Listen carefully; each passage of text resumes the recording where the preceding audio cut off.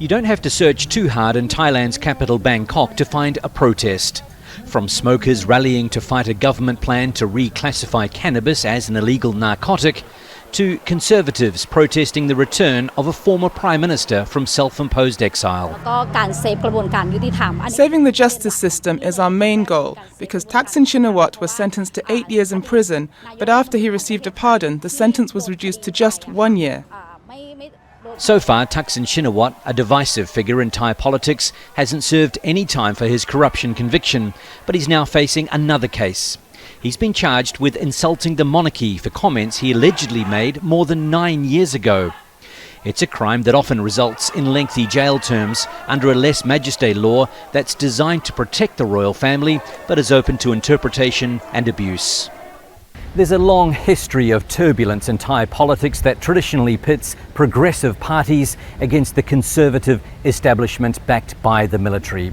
Right now there are several court cases and investigations underway that have the potential to restart a cycle that often includes protests, violence and military coups.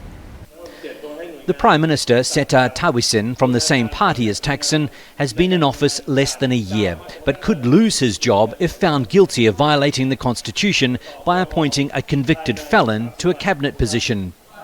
The newest star of Thai politics, the Move Forward party, is also under attack after it won the most seats in last year's election but couldn't form a government. Its previous incarnation was dissolved by the court, which could happen again for the alleged crime of campaigning to reform the lèse majesté law.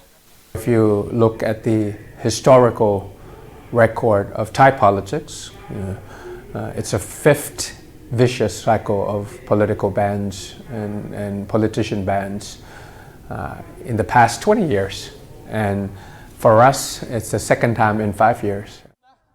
Some experts say the cycle is difficult to break because it's too easy for agendas to be carried out by parties and groups who feel threatened by the popularity of those with opposing political views.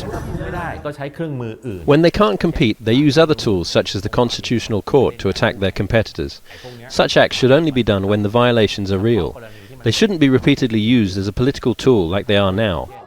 Decisions in the cases involving the Prime Minister and the Move Forward party are expected by September, when the Constitutional Court will again be at the volatile centre of Thai politics. Wayne Hay, Al Jazeera, Bangkok. Make sure to subscribe to our channel to get the latest news from Al Jazeera.